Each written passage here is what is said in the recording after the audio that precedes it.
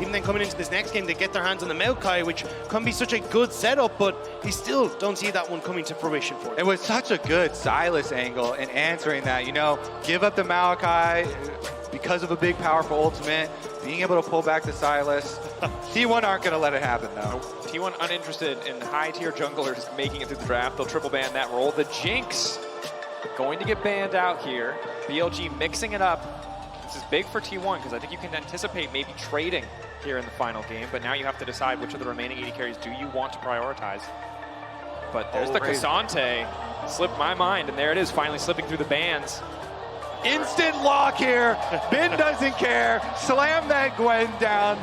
Ooh, love it. Carry on top side here for Ben again, and it can team fight. And I love the Lulu pick as well, because you know that's either Zyra Khan, Zeri, Lulu, at least from what we've traditionally seen here. So the fact you end up taking the Lulu means that you don't really want to take the Zeri away, so you're going to more than likely go back towards the Zyra Khan. Yeah, they're all smiles over there. Elka's like, yeah, last time I got to play Zeri with a Lulu pocket and 3 cleanses and Annie shields and Lulu shields all over the place. Still is probably going to be supportive mid laners, but the Annie, of course, is banned. Then he dropped down to like the Lissandras. So no surprise to see immediately the Zeri picked up. Cassante coming in very early in the draft, still a flex, see where it goes. Ben very confidently kind of pseudo-blinding the Gwen, comfortable in that match, comfortable with whatever else will come through, and we'll see now what they want to ban away, if it's top laners or if it's mid laners to set up a better matchup. I think it might be junglers. Because, oh, well, maybe not the case. Because I was going to say, when you look at it, if you already have Vi, Wukong, and this Maokai banned away, you can probably take the Sejuani for Shun there, and then it's like, okay, well, what are you going to go to? What's kind of bottom of the barrel there that you want to try and pick up? Maybe Shun feels comfortable going back towards the Kindred, but you're definitely starting to crest into even things like Oner going back towards the Nocturne or Kha'Zix or something along these lines. Yeah, I think you have to give so much respect to the Faker Cassante swap after that was by far his best game versus JDG. Looked so insane with that in mid lane. So they're going to cover their bases here, ban out the Talia. Making sure that they do not have the extra tools to protect Elk on the backside. The Talia pick that has been a bit hit or miss, but Yagao, the one really prioritizing in these drafts, is an extra form of protection for Elk so often, as well as a roaming tool. Kennen hitting the bench, and wonder if another top laner will be picked up as well.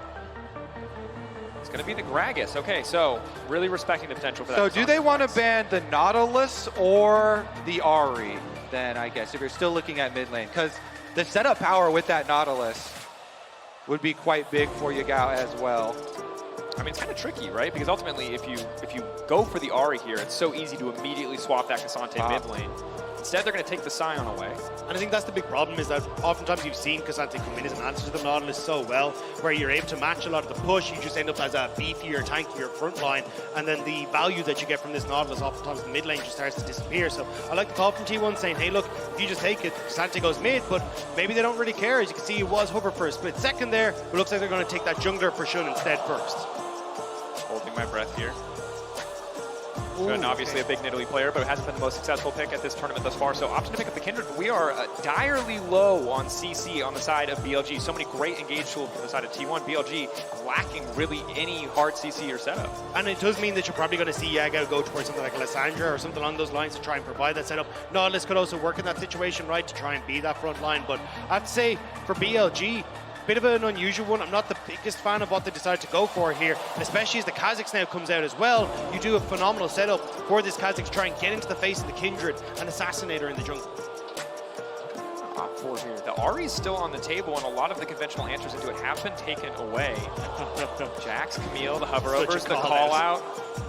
Zeus feeling confident in the 1v1. He was pretty consistent going ahead early on, and there's the Jax against the Jax master himself, but the Galio. Oh. An excellent synergy pick in terms of the Kindred. A lot of tools to stop people from getting onto your backline. Taunt is such an oppressive ability against so many divers. I mean, this was massive for Yagao across their regular split. 80% win rate in the regular split, and we even got to see it a little bit in playoffs. Like, both the Veigar and the Galio were his 2 standout picks in his pool, and we are going to get to see it. So BLG going back towards a style that was very comfortable for them domestically. Oh, and I always love to see Galio plus Kindred combinations here. Yagao has been so good in this setup meta now where everyone underestimated him as a mid laner. See what he can perform early on with. Certainly pressure, though. Into the Cassante, not always going to be super comfortable. Might just want to clear the wave and walk away. T1 a lot of tools to potentially break open in this early game. The only CC source that's reliable for the side of BLG is the Galio. It's going to be huge for Yagao. He needs to make sure that he's performing in this game. It's pretty much all on him to set these fights up or stop these fights if T1 want to pull the trigger. And I think that's the thing. T1 definitely want to try and I'll jump in on top of you, right? A very short-range composition. But the thing is, a lot of it, when you look at the setup here for BLGs, you don't really have the range to take full advantage of it. Yes, you got the double AD carry, but it still feels like a huge amount of this is going to be a case of, can we spread out these fights? Can we buy space for the double AD carry in the back line? And if you actually find T1 out of position, trying to jump on them is going to be so difficult to do. A lot of counter engage there for BLG. Kindred ultimate, Galio ultimate, peeling back with Lulu. T1 have to be very, very particular with their engages, and especially Keria. A lot riding on Keria's shoulders here with the Rakan. Oftentimes it can be super hard to play that champion into teams that have so much counter engage. Being squishy, possibility of those counter kills. And to all the T1 fans watching this, if you believe in them, they need to hear you now. Their backs are against the wall. It is do or die. When I think of T1 though, and when I think of Cassante for Faker, this has been when they've had their standout moments. This has been where Faker has been able to pop off, step forward, and be that veteran on this T1 roster. Make sure that he is driving T1 forward. And here against BLG once more, it feels like it's going to be resting on his shoulders. See if he can get control with this top side. Very scrappy, very heavy skirmish top side. And I expect to see a lot of that coming where T1 try and look for these invades. See if they can get on towards Shun and support Oner in his endeavor to shut down this Kindred. And the odds just continue to stack against them. Been 12-1 on this Gwen on the international stage. 3 of those wins were versus T1 at MSI finals last year. Whatever happens in the lane, they have to take Bin out of the equation. They have to shut BLG down. Top lane carry matchups here. Zeus versus Bin. This is what a lot of people love to see. Can Zeus bounce back after his mishap in the previous game? Raptor start for Shun on the Kindred. Will be able to get his red buff very early on. Yep, Yagao goes top. They want this Gwen into Cassante. They want the Gwen into Cassante so much more. It does mean that you don't get full value from Yagao's ultimate though when he does hit 6. So I'm curious to see if they do end up swapping back a little bit to make sure that they're going to be safe. But in general, Galio should be relatively safe up in this top side and going to be able to get away from some of this. But already action on the bottom side. Knight coming out early from Keria, just trying to get a bit of extra advantage. Ghost now being popped by Elk. They're trying to poke back, hoping to get at least a summoner back for Guma, but Guma standing strong.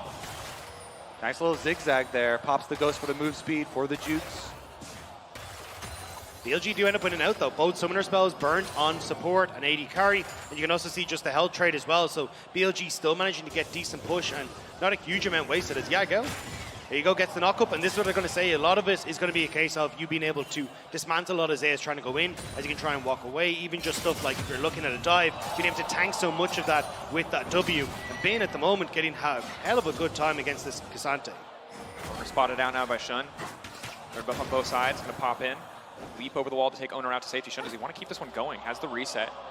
He's just going to contest here on the bottom side. Potentially setting up for a bot lane dive. They've already got the Ignite and the Ghost out of Guma. Still both flashes up and available, however, and Shun just on the hunt here. Oner not going to spot him out there. I like the pressure here, forcing Oner to come shadow. Shun over the wall, just slowing down a bit of damage, making sure the jungler cannot help. So good. Shun playing off his bottom side, pressuring under tower, forces jungler. Taking the time, Glitter Lane's going to hit 2. Trying to isolate and shut down the T1 bottom lane. 3 minutes into the game.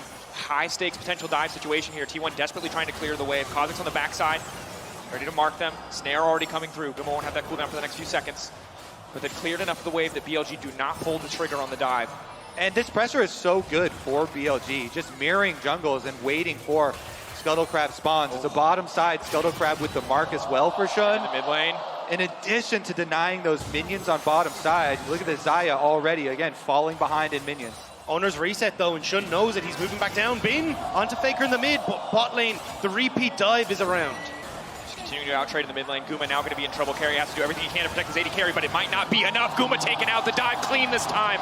They won't fumble it again. Elk gonna walk away, blinking, but still standing. Really good stuff there by On Lulu. Hits him with the polymorph, tanks tower, flashes out, secures the kill for the team, gives it to the Kindred. I honestly even like that more than giving it. Waiting to see if Bin wants to go for it. 4 stacks of the sniff. Oner now coming in. Maybe can punish Bin for playing so aggressively in the mid lane. Bin's got flash too.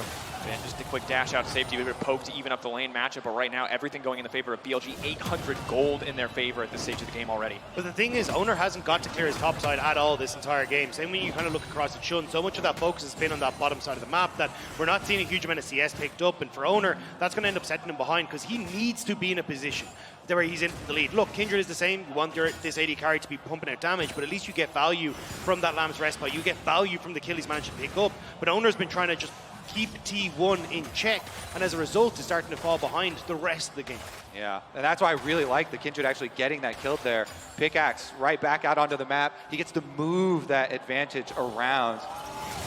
Knock up there though. Clean immediate fall off the snare. Now going to come back. Guma and Keria fighting back, finding a kill on the bottom side. A clean pick off. That is much needed for T1. Big stuff there. Gold going into Gumayusi, helping him catch right back up. Crucial that they're able to find those avenues, especially with how difficult mid lane was going early on in the game. Faker now feeling a bit more comfortable. Wandering out of lane as he has a brief moment where the wave is pushed in, can clear out some of this vision, take a bit more control on the top side. We check in, of course, the Galio. Can try and trade against the Jax, but will not have an all-in threat here. Is just set up there to survive, see when they can actually enable Yagao to free up on the map, as you mentioned earlier, Dagda. Now Shun uncontested as he starts the Infernal Drake. Yep. They should be able to pick up this objective. We do have the support recalls, though, so Keria's back out on the map, going to come over, pop the Scryer's Bloom. Nice little window, though, of course, T1. Nice punishment on. They know he didn't have flash. Oner positioning for another steal. Blast cone in, jump out. For an angle. Desperate to take this one away, and he gets it! God. Every time! Damn, that feels so good as a jungler. He's in his head. You are mine. Another smite steal for Oner. I mean, at what point do we take the title away from Dandy? When is Oner the new Prince of Thieves as he finds yet another objective steal in this game? Faker now moving up to the top lane. Ulti available as well. Yagao has to be careful to survive here. Trying to clear the wave, trying to delete it as quickly as he can. Just Galio things. Yeah. Walk up, big AoE auto, clears it out. Yeah, as you said, he went Aftershock Brome plating. Yagao's just looking to hold up there, but bottom side on cut out again. Elk not able to do anything here on the bottom side. Guma finding another kill. This is huge for T1. Guma and Keria are clawing their way back into this bottom side now with 2 kills on towards the Xayah. It's absolutely massive, and so much of that stemming from the fact they didn't have to invest time into taking the dragon. They steal it away, and now they get pressure top, they get pressure on bot, and T1 are fighting back. They're so good at identifying. The only opening on the map for them, there it is, in 613, right as that tick of damage, able to get it. But they're so good at identifying the only opening there. On, he just pulled off a tower dive on us and he flashed out. Okay, we're gonna punish him for it. Over and over. Keria lock up, blade caller from Guma, Oner even goes down there, and that's back-to-back plays to punish that offensively blown flash. It's also the fact that Keria is coming completely out of vision every time he's going on to him. He can't get polymorphed as he's coming through because he's just moving too quickly, so On isn't getting that opportunity to try and disengage. So really good stuff from T1's bottom lane, and just setting themselves up now for the first time really having, well, I'll say the kill advantage. Still a good bit of that CS lead is going across towards Elk at the moment, though. Certainly is. Something to keep track of as we get later in the game, these first item spikes especially. Herald now spawned and available, see which side wants to force for it. You see Ping is coming down onto it from Shun. T1. And the Xayah Rakan, we were promised that this is a duo that you cannot give them. BLG managed to beat it in game 1, but game 2 off to an incredibly good start for the T1 bottom lane. Now I want to see if BLG can try and use this for the Rift Herald. A lot of their combo relying on the fact that Yagao is now hit level 6. Bin has control over that mid lane as well. And even Elk and On, you can see starting to get pushed in the spot side. Will actually spot out Keria. Faker isn't in a position to really follow up here. Knock up, flashed out immediately. I like this fight because as long as BLG keep the bottom lanes from roaming, there is an advantage for them on the top side. Yagao trying to push out. Taunt gonna land.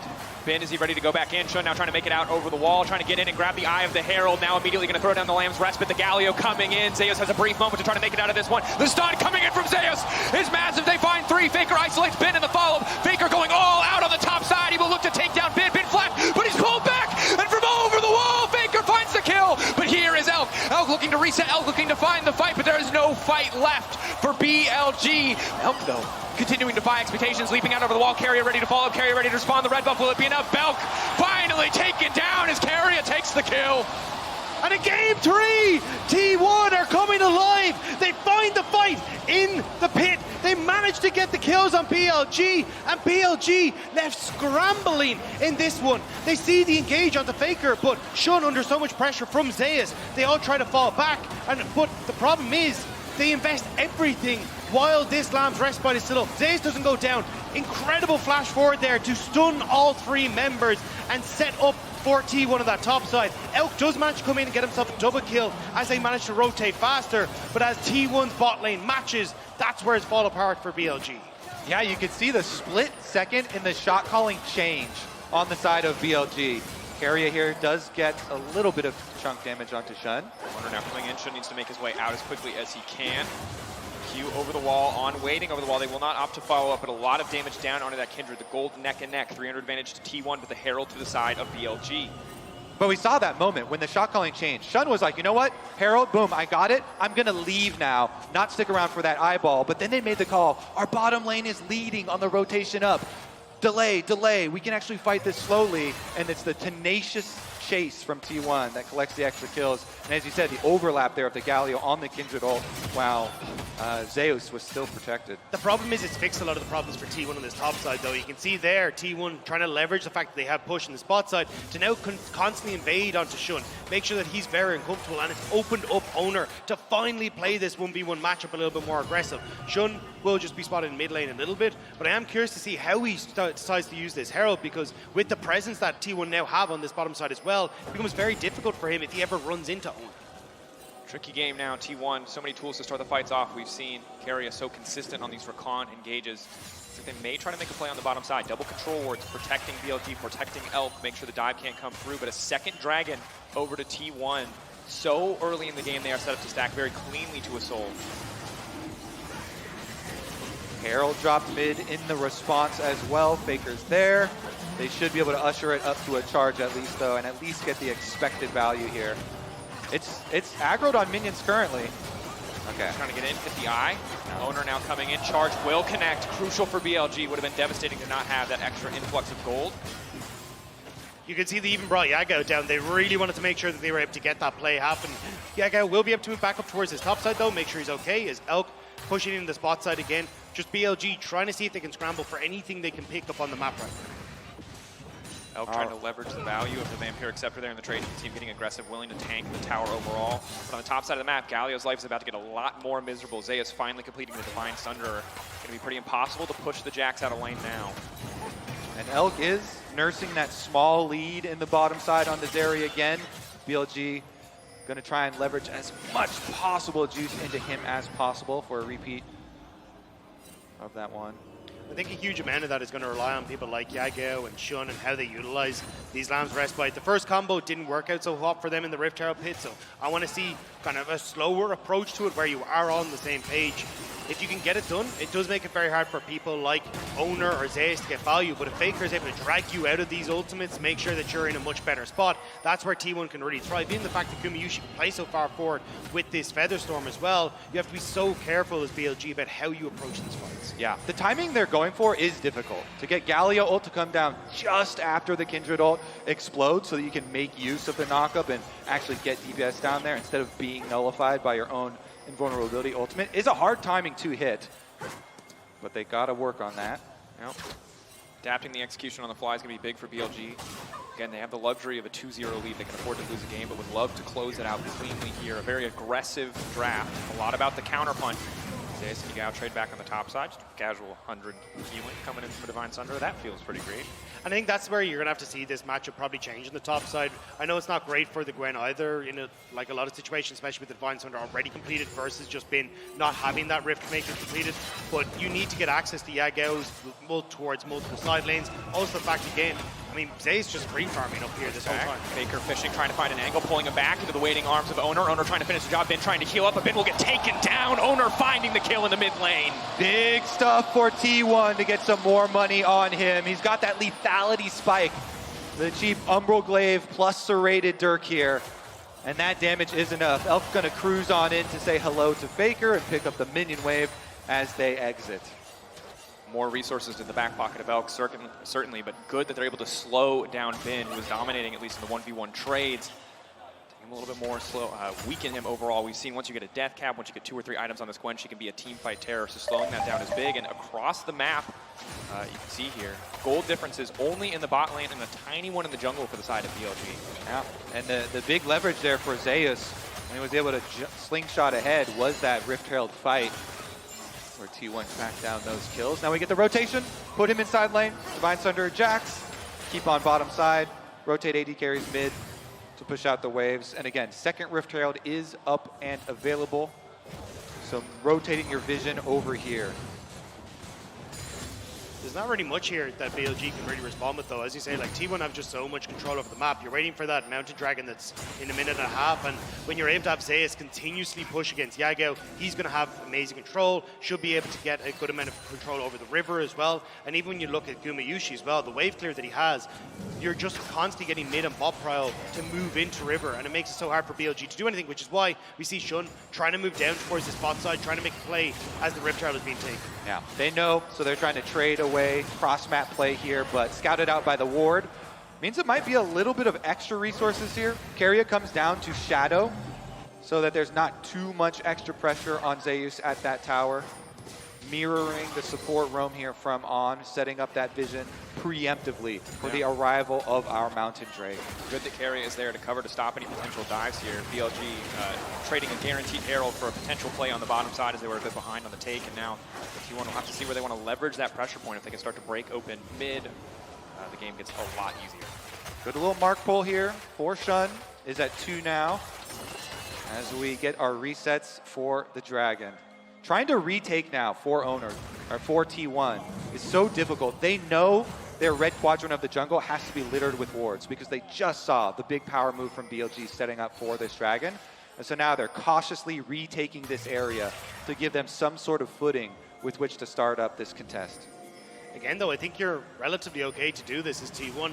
BLG don't have the best go buttons. It's like an Everfrost or a knockup from Yagao. As you can see, I mean, Keria, in the midst of everyone on BLG, is just able to dash away. So this is where BLG need to be the ones that control the space, and already they move in to take it. And they're doing just that. They're going to sacrifice their mid wave, and T1's going to pop the Herald to make them really pay for this. Yao just burned Taunt, a brief window. Oner. Zeus on the backside as well. Oner ready to steal yet another objective. Evolved Q, evolved W, bit of poke coming through as BLG just tried to chase Zeus out of the pit. 5K getting lower. Now they're focusing it down. Are they just going to 50-50 at BLG? It's so difficult for them to force any kind of meaningful fight here. Keria just walking away, Guma walking away. They don't have the CC to lock down a priority target.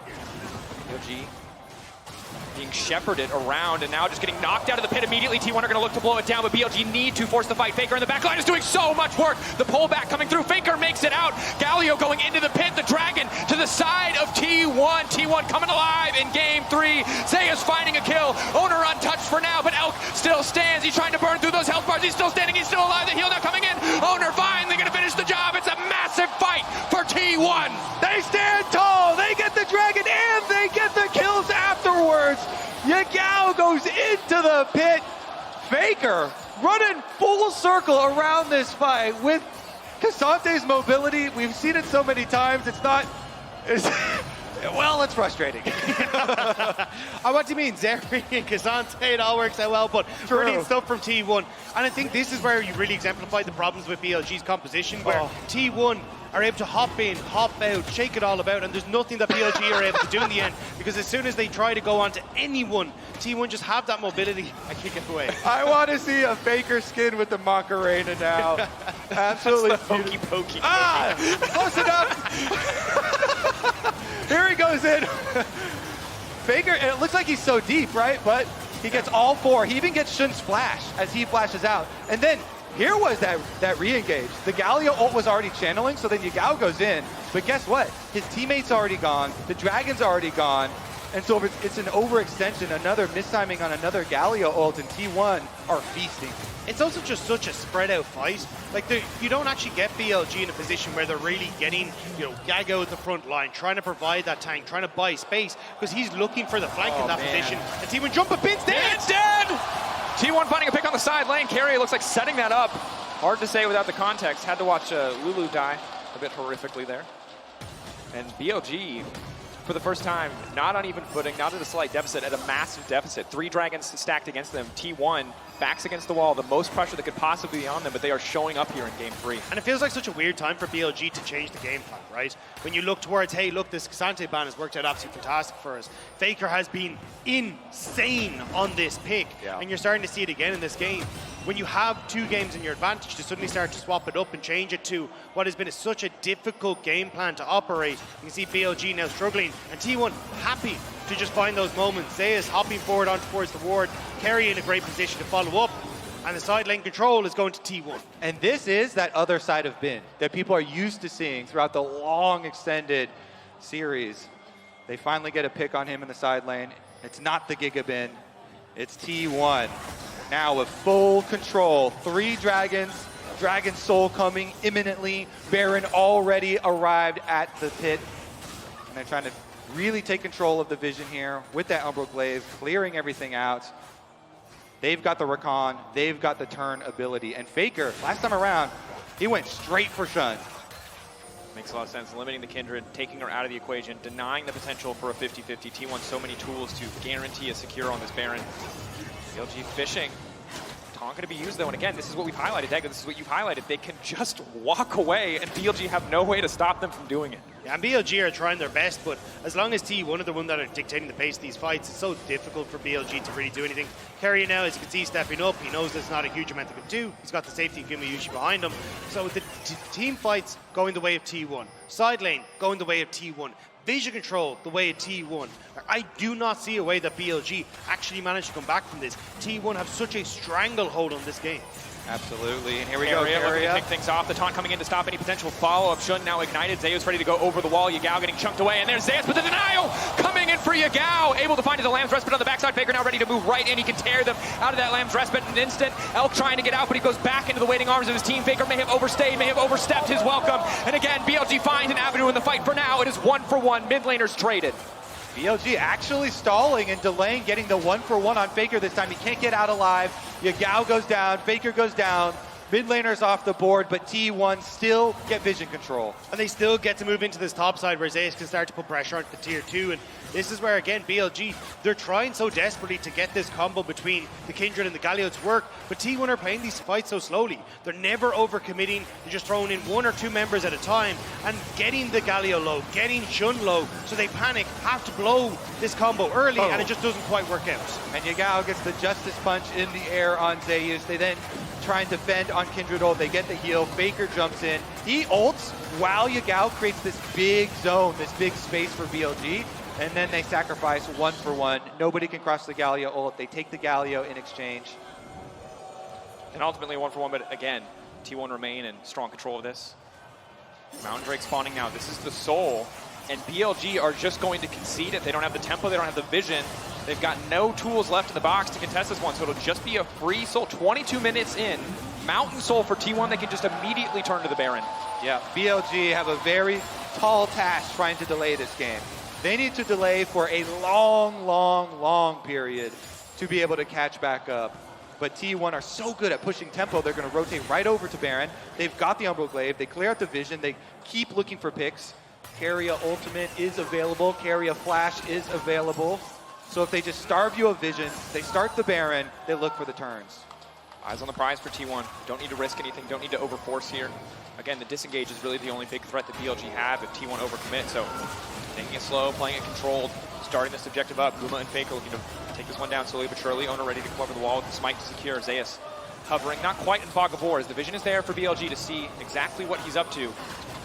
Kindred can throw down the Lamb's Respite to slow this one. Oner going over the wall, now the fight kicking off, but Keria already ready to engage on, getting lower and lower. Lamb's Respite again, getting a moment. Elk over the wall, but he's not really able to hit any priority targets. And Guma setting up the feathers in the choke. There's no angle here for BLG to fight. Forced away, blinking health bars. It's the Baron for T1. No ultimate on Yagao. It only just come off cooldown, so T1 find that window of opportunity, jump onto BLG, and now the Baron is theirs. BLG trying to see if they can remount an offense though. Faker can just ult Shun out of the pick can deny him access, but Bin waiting over the wall as well. BLG, no, it's all or nothing. It is now or never, but the jungler taken out of the equation. Shun barely able to escape, but Faker secures the Baron for his team. Bin now moving in, taking out Faker, but BLG, there is no fight left. It is the Baron, it is the soul for the side of T1, only at the cost of Faker's life. Noble sacrifice there from the T1 mid laner.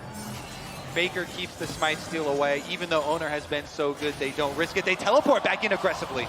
Be back on the top side. Zeus polymorphed, he can't leap in. Aggressive, but Oner's here as well. Kuma behind them. They're trying to shepherd BLG in, but they have to be careful. Yagao, Gwen now immune, Feathers now flying. Shun looking to follow up. Gumayusi can just pull them back. He's got so much zone control, but it's an aggressive TP. They do not want to give BLG the chance to back and reset. Ultimately, maybe a bit too aggressive, but it doesn't cost T1 much of anything. But they still manage to step away. BLG will do the same. Now T1 can actually start to get a lot of offensive plays down those. Zeus has still control of the side lane, but watch here.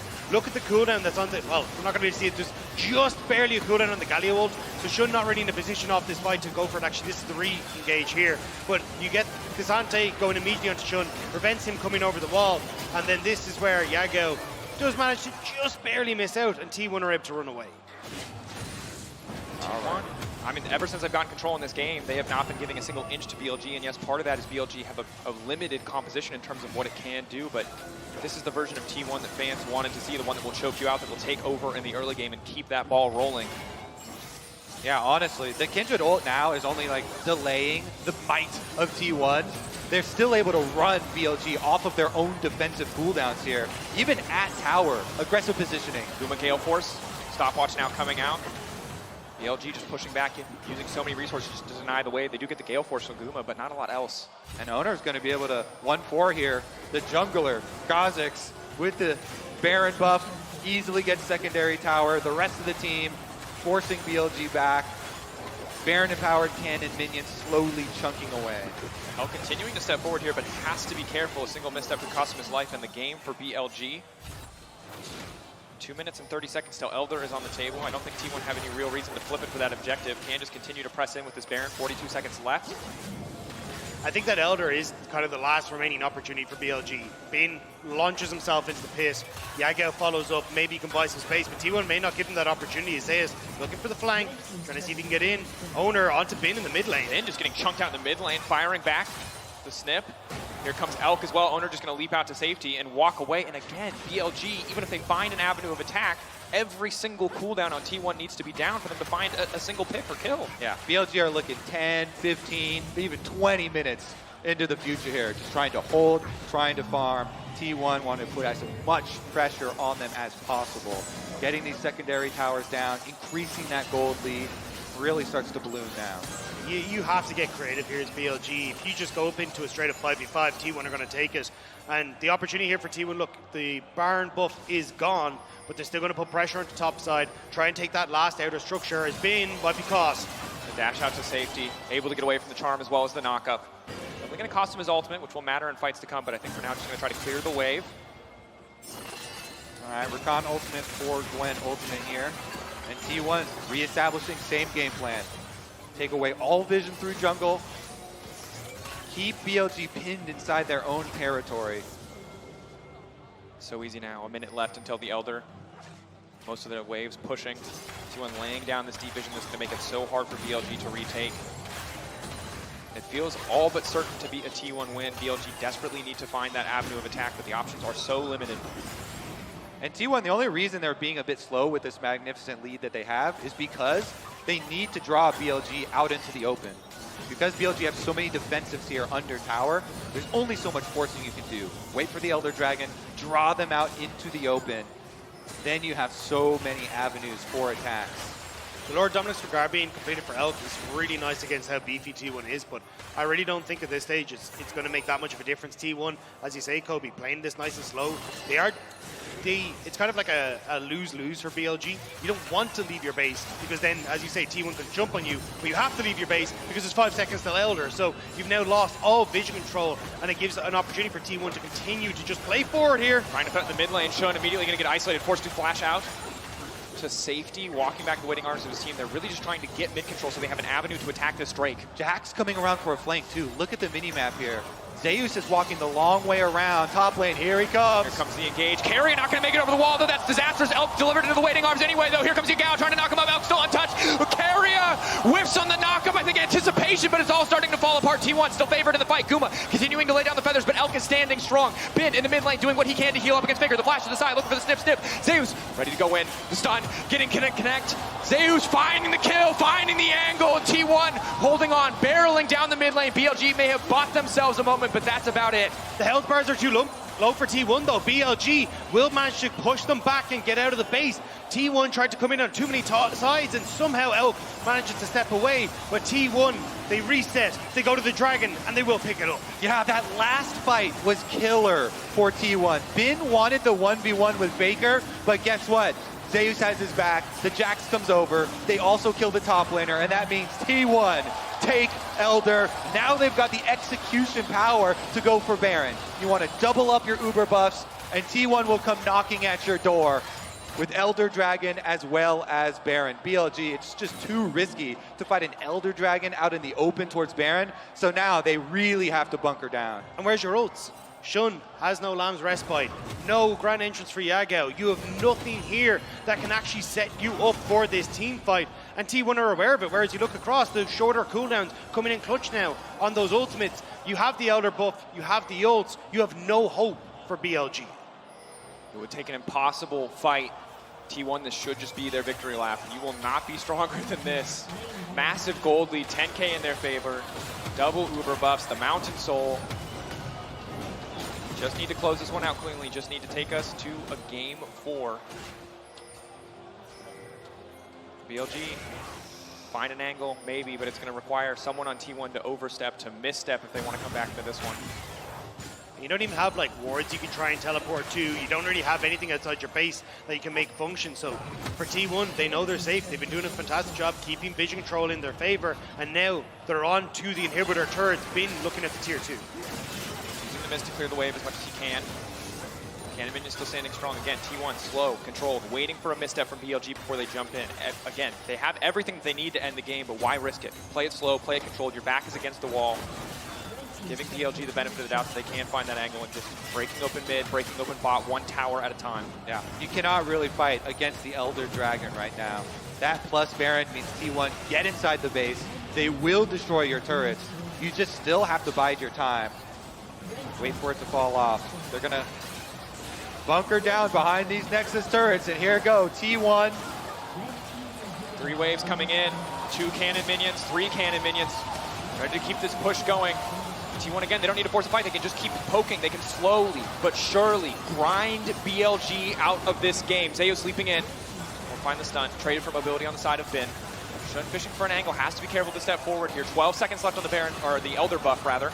Maybe they can find that avenue. Maybe they can hold on for another minute or so, but that should just be about it. Immediately, Bin goes gold and buys a brief second. 3 seconds left on the Elder, but I don't think it's going to be enough time. Lamb's Respite now coming in into the back line as Zeus denying the Respite angle, but Elk still standing for now. T1 fighting, having such a good time in the base as they keep